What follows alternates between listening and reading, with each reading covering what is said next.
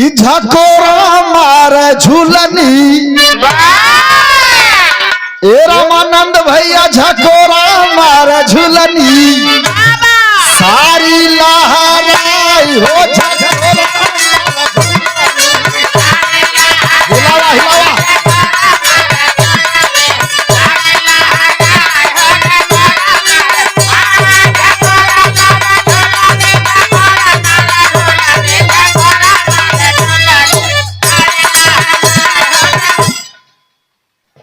पतली कमरिया के जबल चचावल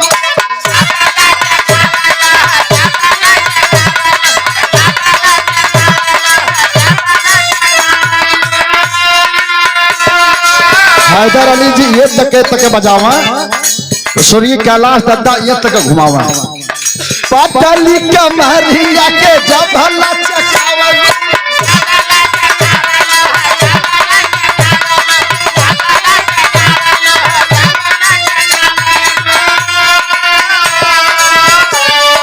दिलावा पे हमारे बिजुरिया गिरावल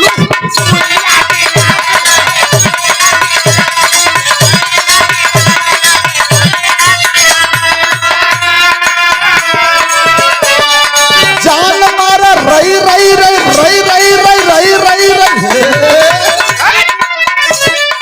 जान मारा गोरी तो हर बूटे दार घरी झकोरा मारा झूला सारी लहराई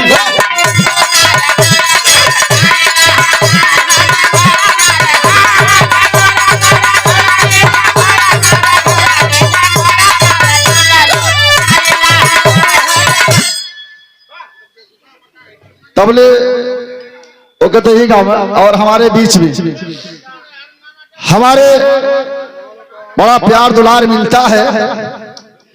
नंद है तो गाइड में देवानंद है, फूलों में सुगंध है गाइड में देवानंद है, बेस्ट जासूस करमचंद है।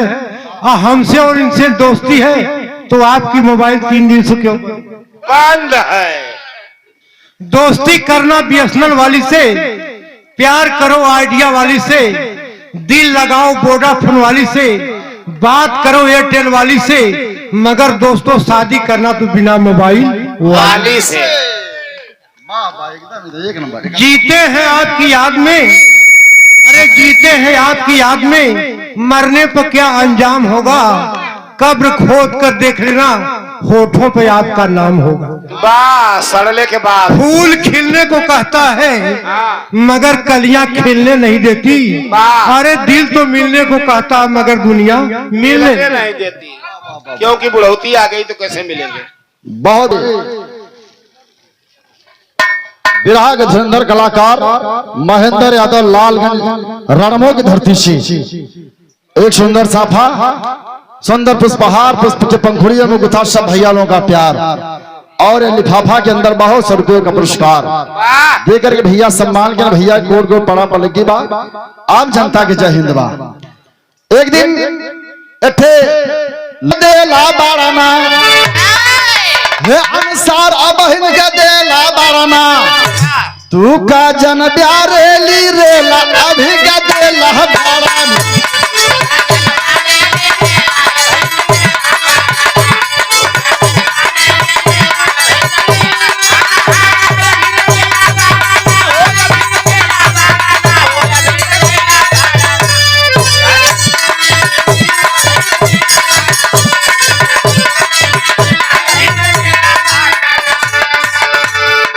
पोखरे धूल पे नरोत्तम भैया हम यहाँ दिली हम कहली कि गजब की हूँ बबुनी, अरे गजब की हूँ बबुनी चिन्हौ ना भातार के गजब की हूँ बबुनी।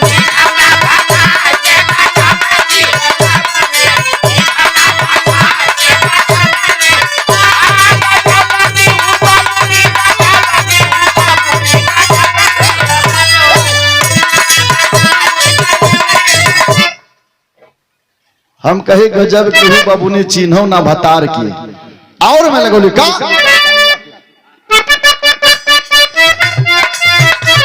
यह लहा दली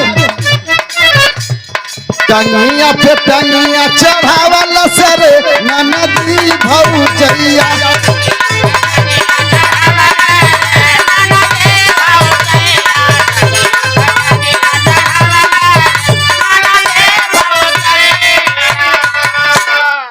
और अभी अभी ये टंगिया पे टंगिया चढ़ाओ क्या कुंटल वजन हो जाए सुजीत बाबू? एक एक गम का बोझा ना ढोवावा, हम मजदूरा ना है पे कई कुंटल वजन पड़ी संतोष भैया। कहे टंगिया पे टंगिया चढ़ावला सरे ननदी भौजैया।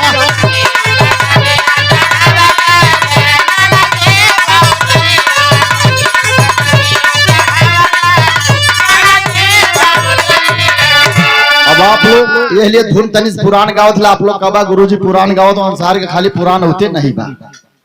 और हमारे स्वागत की कड़ी में चढ़ावला सिरे ननदी भौजैया। ए सुजीत बाबू तुम ऊपर से डाल के ही लावला सरे ननदी भौजैया।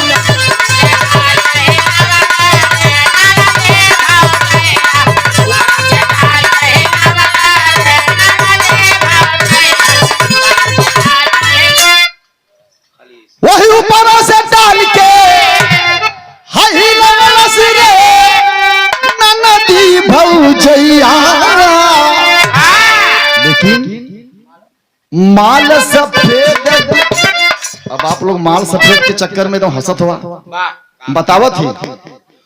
टंगिया से टंगिया चढ़ावला सिरे ननदी भौजैया। जब पहले माता बहन लोग जाता पीसे गेहूं पीसे तो ननद भौजाई टांग पे टांग चढ़ा के जवन ओकर गुल्लवा ऊपर करे एक मुट्ठी को ओके जुआ जब पकड़ ले मुट्ठी आए के आ गेहुआ वही उठा के डाले तो ऊपरा से डाल के हिलौला रे ननदी भौजैया। तो का भलो करे आगे तो ऊपरा से डाल के हिलौला सिरे हई ननदी भौजैया। माल सफेद गिटावला सरे ननदी भौजैया।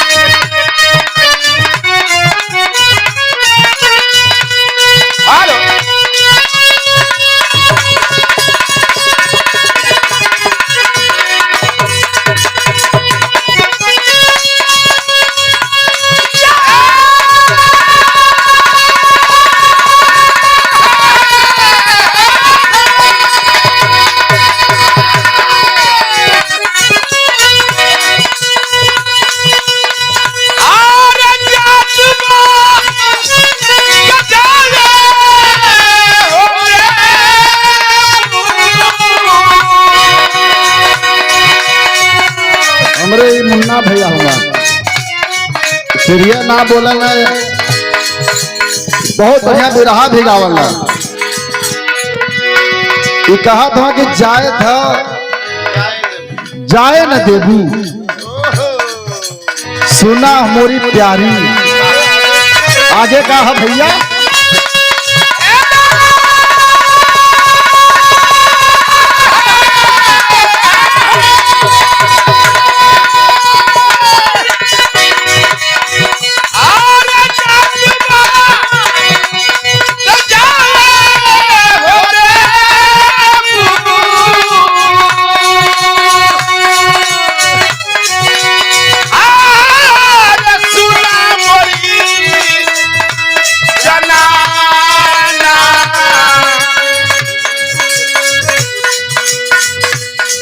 दुनिया दाना रे माँ।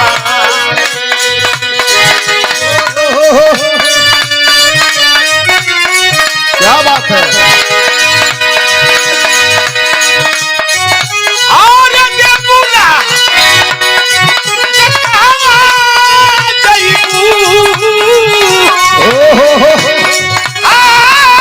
सुना परी जना